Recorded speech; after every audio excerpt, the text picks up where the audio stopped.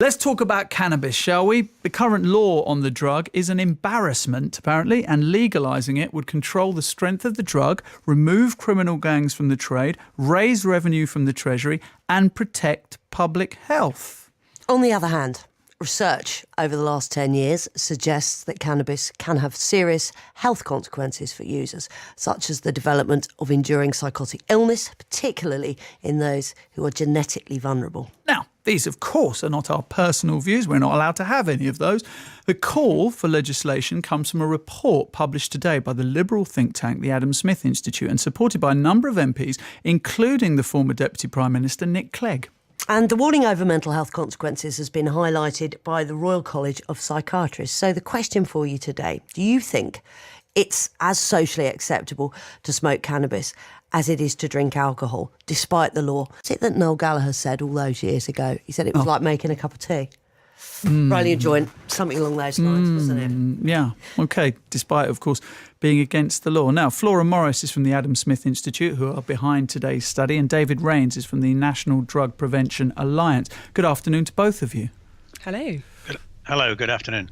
Flora, if I could start with you. I mean, how far is Britain lagging behind other Western countries then? I mean, what's the picture across the world when it comes to legislation or indeed liberalisation? So we've seen quite a lot of change recently. Cast your mind back to Trump's election earlier this month. On that ballot, we actually saw a number of US states move to legalise recreational cannabis, including California, which is obviously the biggest and, in this case, sort of most important, along with Massachusetts and Nevada and Maine.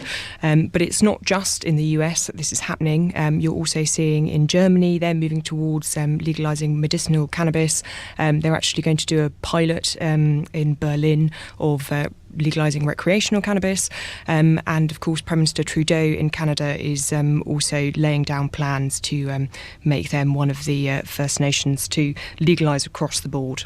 So, what do you make of that, David? It would appear that we've lost the war on drugs a long time ago. Cannabis can't be lumped in the same way as everything else. The world is changing, views on cannabis are changing, and we are lagging behind.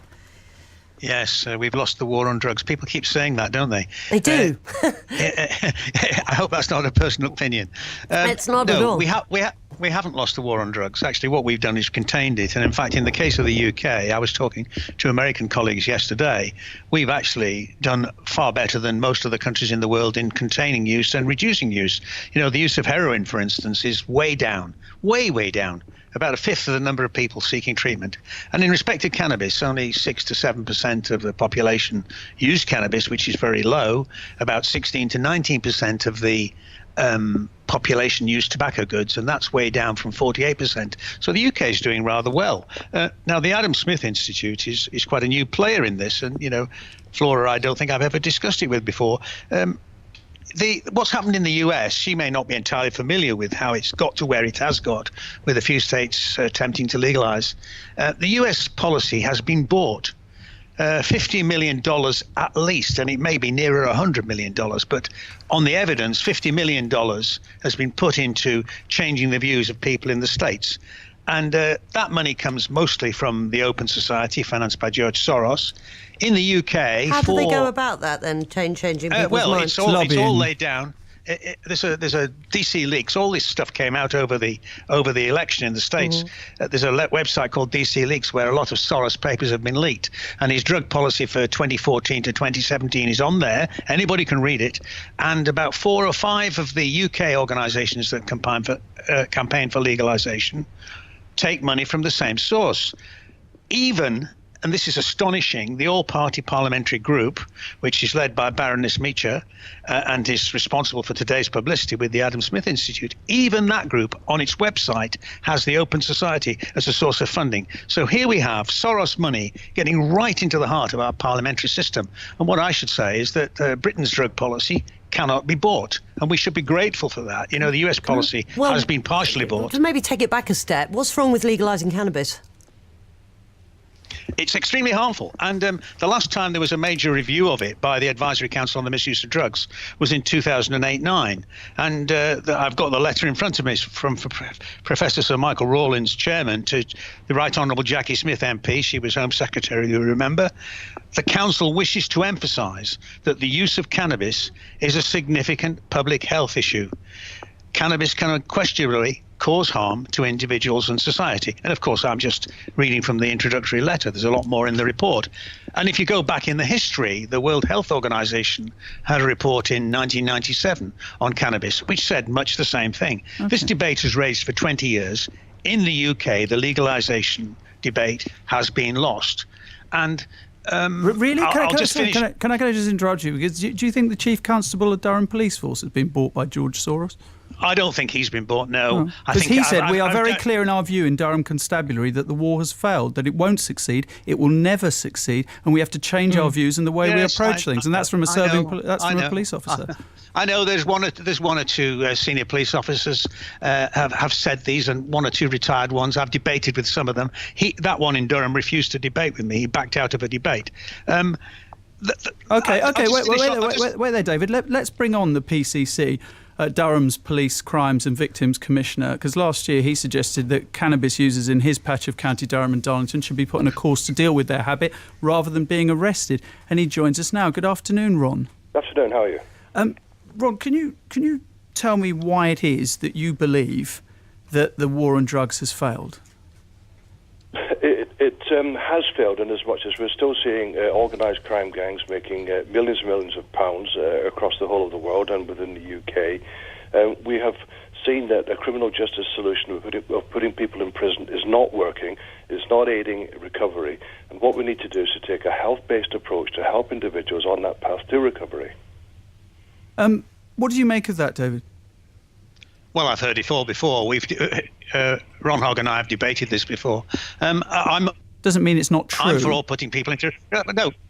Well, I can't talk if you talk over me, sorry, because it's difficult in the end of a line, as you understand.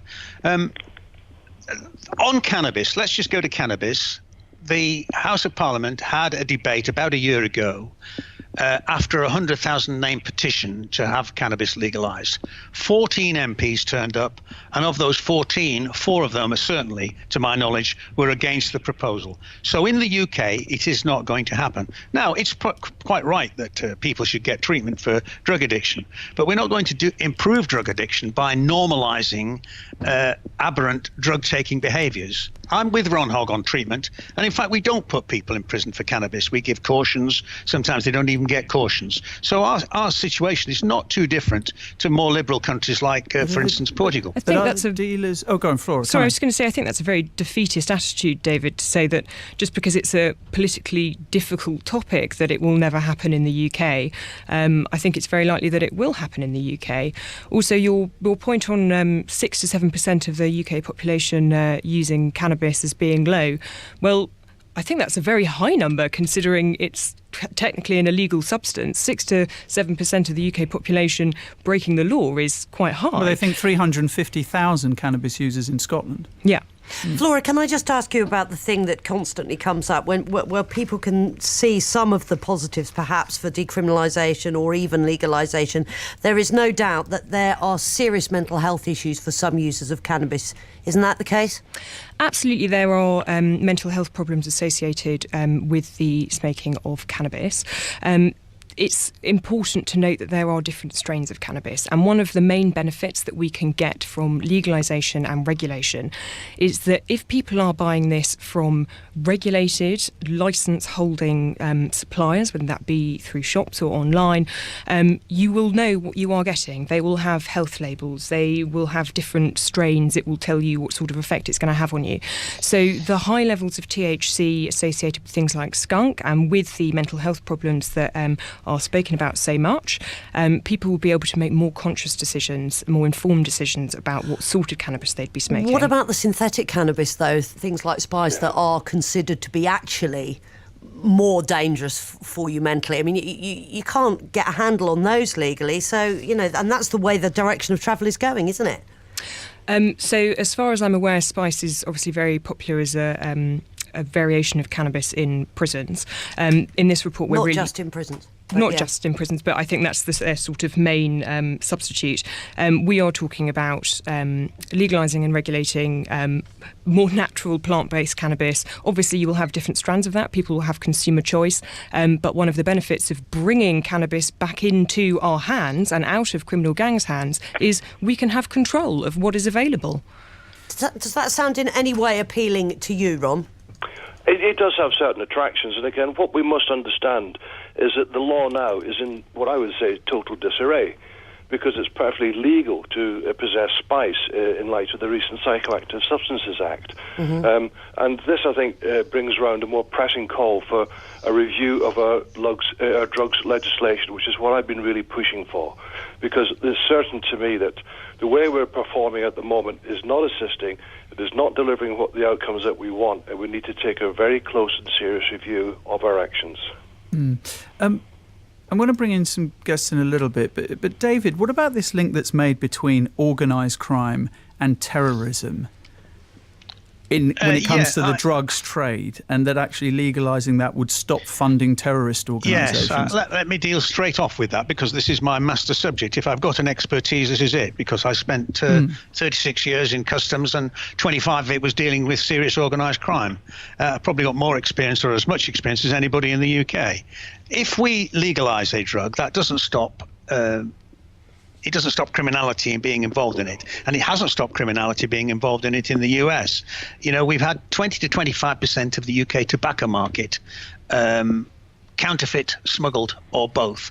It's down from that now because of big efforts by HMRC, but it has been as high as that. And at that time, I was still in the service, and we had the real Italian mafia involved. And it's certainly true that tobacco smuggling, cannabis smuggling, drug smuggling is a source of money for crime. But that would not be a reason for legalising, because we won't take the criminals out of it. And Flora talked about different strains of cannabis. Well, actually, the high THC cannabis, which is so prevalent now, 80% of the market, is the result of consumer demand. Consumers want that strong hit. So if you have a legalised... But consumers can't regulate it, because consumers, unlike when you walk into a supermarket and you know the strength of the alcohol that you're buying, if it was legalised and it was regulated, then you would know the strength, and then depending on what kind of marijuana or cannabis, skunk you wish to smoke for whatever purpose you wish to smoke to, you could make much more of an informed choice. It's also down to risk as well. It's why people drank whiskey during the Prohibition. You want to get as much bang for your buck if you're taking a risk by purchasing something that's still illegal. If it was legal, then people would much more likely to make more informed consumer choices and go for much less strong strains of cannabis. What's your evidence for that, Flora? Look at Colorado. Yeah, well, strong cannabis is available in Colorado. And in fact, you've got high THC. You've got people doing what's called dabbing, which is a distillate of cannabis. They're using very, very high. There is no evidence for the statement you just made. I mean, I know you're new to this debate, Flora, but really it is unfair to put to listeners things that are so wrong. Well, there is also a former MI5 officer. I would disagree with you there. I also think we're offering an up-to-date response to this. The World Health Organization that you mentioned earlier, a report from the 70s, well, they've come out recently and said that they think prohibition leads to terribly bad outcomes and worldwide violence. Okay. Former Home Secretary Jackie Smith has also said that she wouldn't use the law to regulate drugs, to deal with the drugs problem. So I think you're out of date. David, Flora, hold fire, because we'd just like to hear from a caller if we could. Thank you very much. 0500 909 693. Penny's with us. Penny, I know you don't want to give your full name. What happened to your son? So our son experimented with skunk from the age of 14. By 21, he had a full-blown psychotic attack, and later was diagnosed, about a couple of years later, as having schizophrenia, or at any rate, symptoms that amount to schizophrenia. And I would like to make the point to all the listeners and those parents who have had children who have smoked skunk will know exactly what I'm talking about. Mm-hmm. Young brains, it has recently been established, continue developing until people are in their early 20s. And so what is being proposed here is that we would have a situation where 18-year-olds, 18 to 21, 22 to 23-year-olds, whose brains are still developing, can go into a public place where cannabis is being sold, and I don't care whether people say, 5% THC is better than 10%. The fact is that this is a drug that really destroys people's brains, particularly male brains that are not developing. And, you would have a situation where, like our son, who had very good grades at GCSE, 2 years later at A-level, his grades had plummeted to C's and D's. And, what is the sense? Where is the sense in the government, A, telling people not to smoke for their health, and of course people smoke cannabis, don't they? And also wanting grades in schools to be improved, and then, on the other hand, legalising such a damaging drug. Yeah, something that caused psychosis in your son, and he's consequently been in and out of psychiatric wards for several years. I mean, Ron Hogg, as a police crime and victim commissioner, when you hear that, how can you look at this kind of the legalising argument in the same way when you hear from a mother whose son whose life has been destroyed by smoking cannabis? Obviously, anything like that is very distressing to hear, but we must consider the damage caused to individuals and communities from alcohol and tobacco, which are both legal. Two wrongs don't make a right, though, do they, necessarily? They certainly do not, which is why I'm calling for a broader review of our drugs legislation across the whole of the country, both legal and illegal. This is sometimes put in the too difficult box, and we must get around to adopting policies in the UK which actually are focused on reducing harm. And that's what I've been consistently arguing for, allowing people to make informed choices, giving support where that support can be provided. That is the way that we must move forward. David, with the amount of deaths just in Scotland alone due to alcohol and tobacco each year, do you apply the same principles that perhaps we should go back to prohibition for both of those substances, considering how much they kill? No, I certainly don't. Scotland's an interesting case, actually. Scotland has a worse drugs problem for illegal and illegal drugs than anywhere else in the UK. And it also has, interestingly, more deaths from legally prescribed methadone than it does from illegal heroin. Scotland is in a very, very bad place with its drugs use, and it's cultural. And actually, I would say, we can't change tobacco and alcohol. We've modified tobacco taking over 30, 40 years by a very big amount in the UK, and we've used the law to do that because we've proscribed use of tobacco in public places, which a lot of people resisted. Probably the Adam Smith Institute would have resisted it, actually, knowing their political standpoint. And with alcohol use is coming down. Heroin use is coming down. Cannabis use is coming down over recent years. Not in America, heroin use isn't, is it? No, absolutely. That's going exactly up. There's a heroin epidemic, and absolutely, America, and that's exactly what I was talking to my American colleagues about yesterday, because they're talking about using the UK as a model for what they should have done in America. Us holding the line, and I've been with colleagues being major players in holding the line over the last 15 to 20 years. They're saying that we've done the right thing. So really, so you think legalizing cannabis would lead to many more cannabis users? To the best of my knowledge, to the best of your knowledge, actually, how many people die of cannabis use every year, would you say? Very few. There's been reports. There's a German academic paper on deaths. In the UK, do you know? The generally accepted figure is none. In the UK, no, that's not correct. If you search the BBC website, there's a death from cannabis of a young woman in her early 30s, cardiac complications. And in California, the coroners are now allowed to use cannabis as a cause of death. It is infrequent. It is very rare, but that's the former head of death, Strathclyde Police said none he knew of. Yes, well, because he hasn't done his research. I mean, fortunately, I'm here because I've been in this field for 40 to nearly 50 years. Well, David's going to stay with us, as is Flora. But Ron, we're going to let you go. Thank you very much indeed for being with us. Good to talk to you. Ron Hogg, who's Durham's Police Crimes and Victims Commissioner. And also, Penny, thank you very much indeed for your call. Much, much appreciated. Mark, what would you like to say? Hi. Hiya, Mark. Right. We moved into our property about 6 years ago, and we had some next-door neighbours, mid-50s, smoking drugs.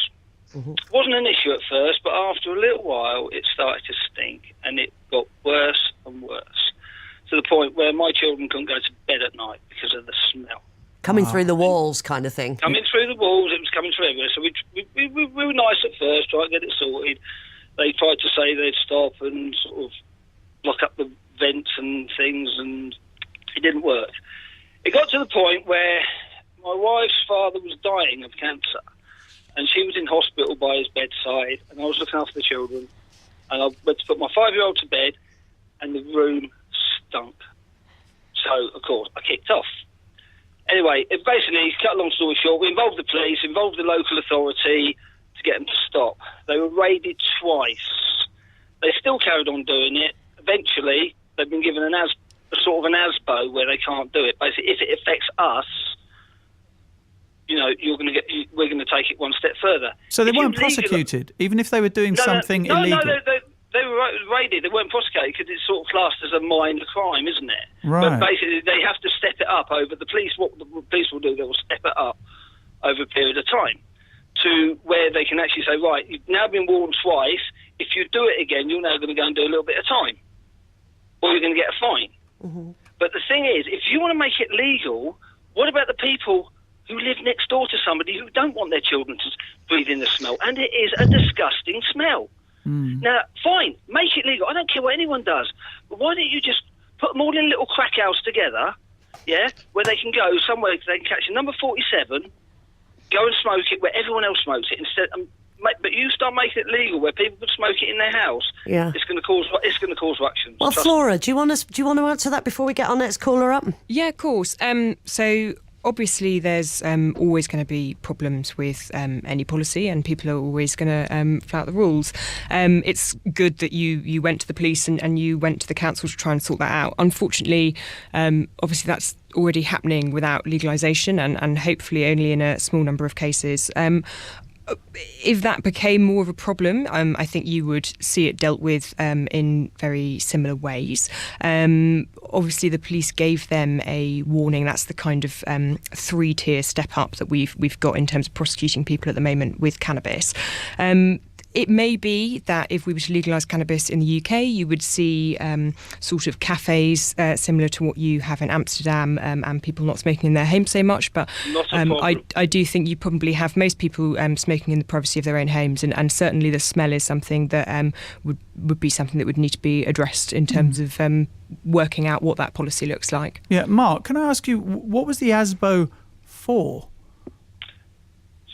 Smoking cannabis. So it was for smoking, so for doing something illegal? Yeah, well, what it is, it's because they own their own house. When we approached them, I mean, obviously we were friends for the first 4 years, and it sort of gradually, because we were trying to sort it out amicably, but it got to the stage where the old fella, I mean, he's probably about 10 years older than there, but the old fella who was living there, I mean, we're not talking youngsters, we're talking sort of 55, 60-year-olds. Mm-hmm. And he basically turned around to my wife and went, it's my house, I'll do what I want. No thought to what it did to my children, of course. It's just like waving a red flag to a bull. Because if somebody affects my children by smoking, my kids have the right to breathe clean air. I'm not allowed to smoke a cigar in my car with my children in it. Yet somebody next door is allowed to smoke weed and infect my children. It's not quite... Well, you make a very compelling argument. I mean, I don't think there's many people who wouldn't have sympathy for what you're saying. But interestingly enough, what you are describing is a world where effectively smoking cannabis is already legal. Because if they're not prosecuting them in any kind of... They're certainly not taking a sledgehammer to this one, are they, Mark, by any stretch of the imagination? Yeah. And it seems like nothing the authorities can do seem to be getting through to your neighbours. Well, to be honest with you, I think the first time they had their doors stoved in by the police, I think it didn't do them any favours. Right. OK. All right, Mark, thanks thank very you. much. Lots of callers on this. Lots of callers indeed. Let's go to John. John, good afternoon. Good afternoon. How are you doing? All right? Very well, mate. Thanks for getting in contact with us. What would you like to say? Do you think that it is now as socially acceptable as having a glass of wine to have a joint? Well, you know what? I'm 50-year-old. Right. And I've been around the arena. I mean, as it is, I got out of it and I've done quite well for myself. But when I was 15, I started having the odd joint with a number of friends. Now, years later, I've lost those friends to different drugs. One of them was cocaine, one of them was heroin. And I think what people are missing here is legalisation can come in two ways. I also know a gentleman that takes cannabis for pain. Mm-hmm. And I 100% agree with if that's a relief for his pain through life, and I'm talking about a disease, not mental pain, I agree that maybe that should be a different topic. However, if anyone in this world doesn't see that smoking cannabis, you just made a point earlier on about how 85% of cannabis users now use the stronger skunk or whatever it wants to be called, HT, I don't know, THC, hydrotropics. And the reason for that is once someone has a particular hit, they want to get a stronger hit. Now, smoking dope takes you into that arena of other drugs. So it's the slippery slope. Flora, is there proof of that, Flora? So, I mean, what you're talking about is whether cannabis is a gateway drug or not. And there is mixed research on this, but certainly the vast majority is now saying that it doesn't look like it's a gateway drug. And to sort of give the analogy of alcohol again, a lot of people will enjoy a glass of wine in the evening. It doesn't mean that they necessarily then go and buy a bottle of absinthe the week after because they want a bigger hit. No, but it might mean that over a period of time they drink more wine. They might drink more wine. But the other thing about legalising and regulating it is that if you are no longer buying it from an illegal drug dealer who probably doesn't just sell cannabis, probably sells other drugs as well, you are more likely to buy those drugs than if you were going into a legal cannabis shop where they don't sell any other drugs. In that sense, buying it from criminals is a gateway to access to other drugs, but cannabis itself does not necessarily inherently make you want to go and try heroin. We've got an awful lot of callers to get through, but David, I just wanted you to come in on that point just quickly if you could. Yes, I mean, once again, I'm sorry for Flora. She's been put into this debate, and she's never been involved in it before, as far as I know. David, you're being very patronising. You're being a bit patronising, David. Come on. Sorry, I'm sorry if it sounds patronising. There's been recent academic papers suggesting that cannabis use in mid-teens on the immature brain predisposes the brain to addictive behaviours, particularly in relation to cocaine. Now, I can't look it up at the moment, but it's out there, and I suggest that Flora does that research. It's certainly there, about adults, and there's a connection between early cannabis use and alcoholism. OK, she was talking about adults, you're talking about young brains. Let's go to Richard. Go ahead, Richard. Hi, yeah, good afternoon. What did you want to say? No, it's just all about the the legalisation and illegalisation issue.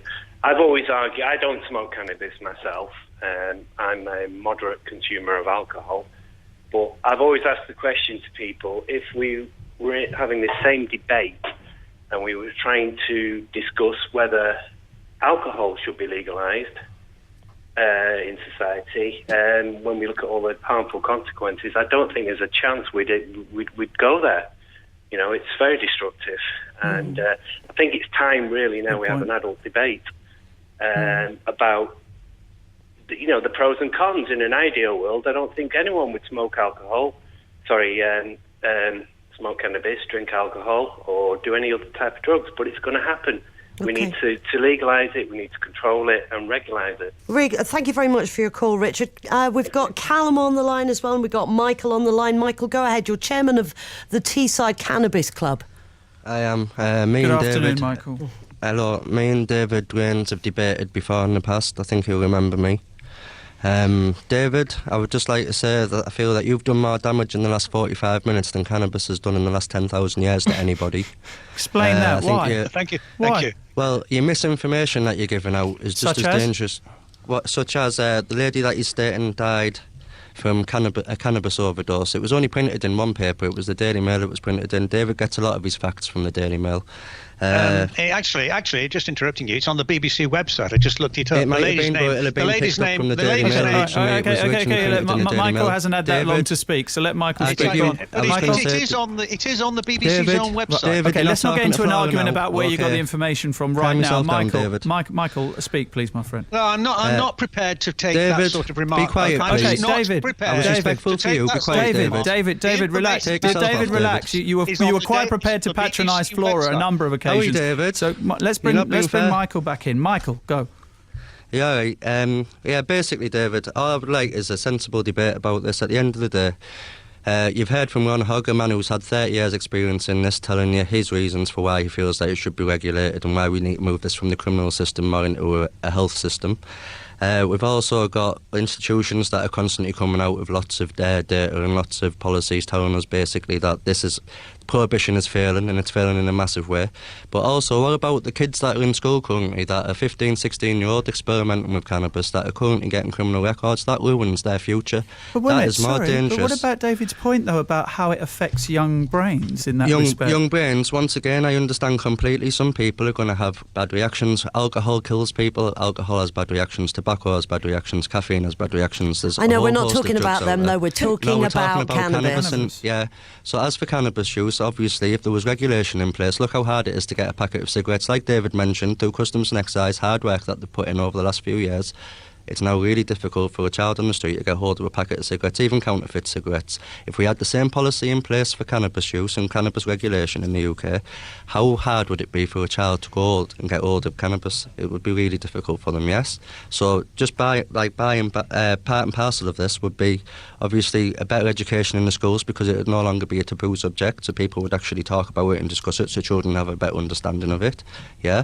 And there wouldn't be that need for peer pressure. You're telling children it's socially acceptable to smoke marijuana? I'm not saying it's social. No, I'm not telling them it's social. But if you legalise it, you are, aren't you? If you're over the age of 21 or whatever the government agree the age is, yeah, look at the other countries that have done it. If we look at Colorado, if we look at Amsterdam and Holland, too soon if you look to tell at, in Colorado. Cigarettes are legal, but we don't encourage people to smoke them. We don't encourage them to smoke them at all. We give an kids. education in school, don't we, to tell you that nicotine's bad for you and harmful effects. I'm not condoning children using cannabis in any way, shape or form here. What I'm telling you is give them the correct tools to fight and make a decision themselves, rather than having David Rains putting his propaganda across in the Daily Mail. Much appreciated for your call. Cheers, Michael Fisher. Now, am I going to be allowed to respond to that? We've got a couple of other callers to bring in. Well, I think at that point, if I'm not going to be allowed to respond when I'm attacked personally, I think I should leave this programme. Okay, look. I'm not going to be content if I'm not allowed to respond. Okay, go ahead. What is it that you'd like to say? The suggestion that I get all my information from the Daily Mail is just nonsense. Okay, there you go. I may give information to the Daily Mail.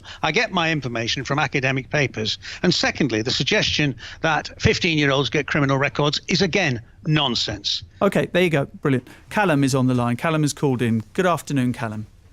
How are we doing? I am recovering, what you could call me, a recovering cannabis addict, I suppose. I've been clean for 4 days now, attempt number 10, to try and get off it. But I'm not anti-cannabis.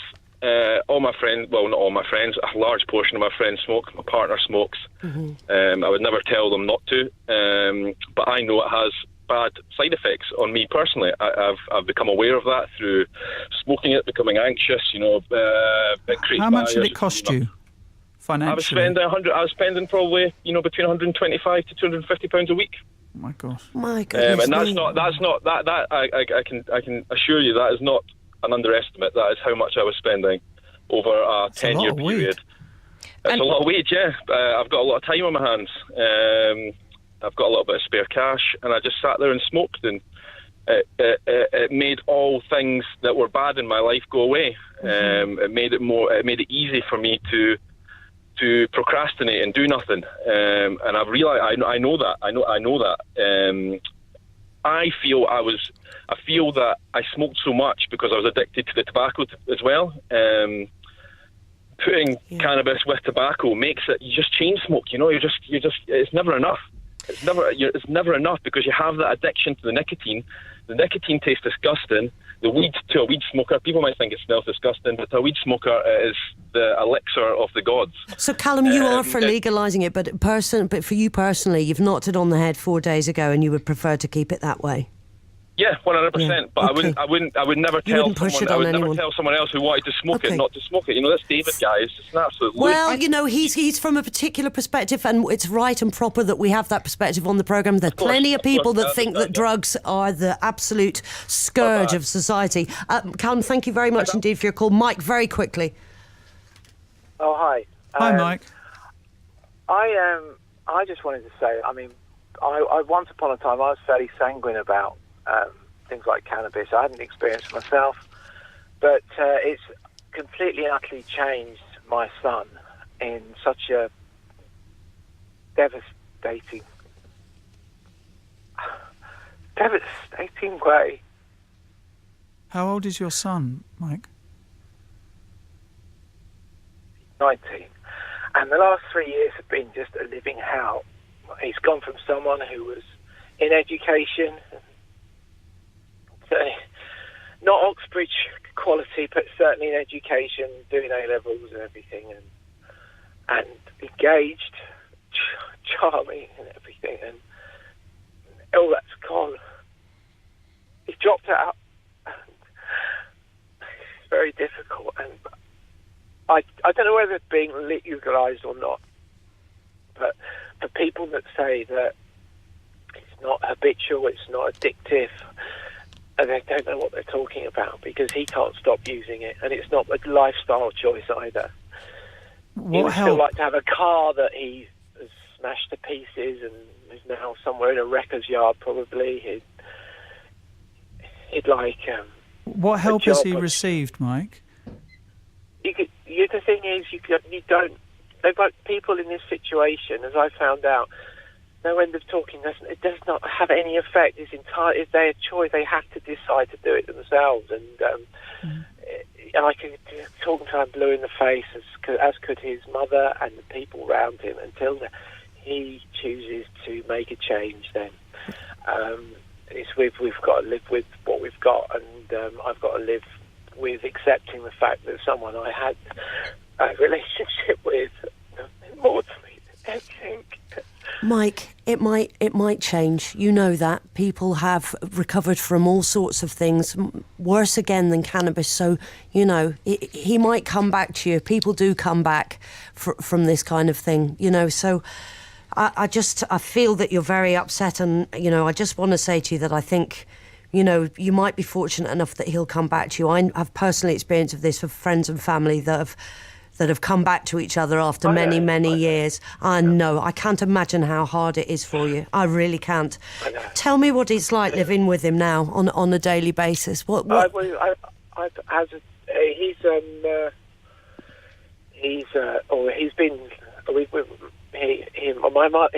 His mother and I separated when he was young, but we've always had a perfectly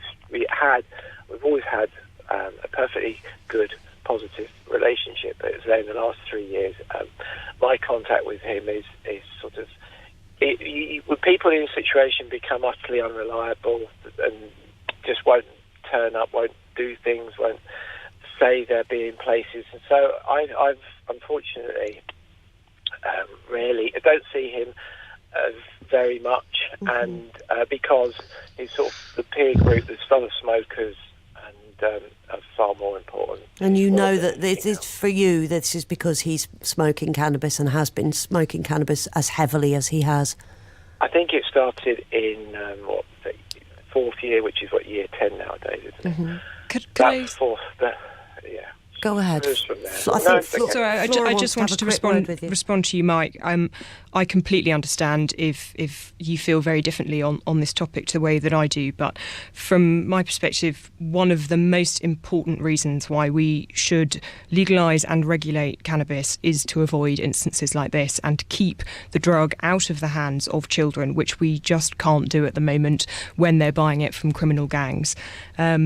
Obviously, you're never going to be able to completely keep it out of the hands of teenagers in the same way that you can't keep teenagers away completely from alcohol, but you can certainly make a huge improvement in terms of their access. And David, sorry, Flora, because we're running out of time. David, presumably you would say this is exactly the reason why we shouldn't legalise cannabis. Mike is terrible. We get lots of people calling our charity with exactly the same situation. The big argument against what Flora says is that by legalising it, we would normalise what would become in young people's minds a desirable adult behaviour, and there'd be even more use, and it would be more available. Legalisation doesn't take it out of the hands of criminals, and it doesn't take it out of the marketplace. Mike, listen, thank you so much for giving us a ring. Are you going to be okay? Hopefully. When are you going to see him again? Do you know? Well, I had hopes that it might be this weekend, coming next weekend, of going out for something to eat, but I think it's probably highly unlikely. But there we are. We'll see. Try and keep your chin up. People do turn corners, and I'll hang on to that shred of hope. You should. My cousin of mine was addicted to heroin and got off that, and that was very traumatic for our entire family. But we got through it, and we very much hope that you and your family get through it as well, my friend. Thank you, Mike, and thank you everybody who's taken part in this really, really interesting debate. Flora Morris from the Adam Smith Institute, who was behind today's study, and David Rains. Thank you, David, from the National Drug Prevention Alliance, and also to all our callers, to Callum, to Mike, to Michael, Richard, John and Mark. And thank you so much for all of your texts as well.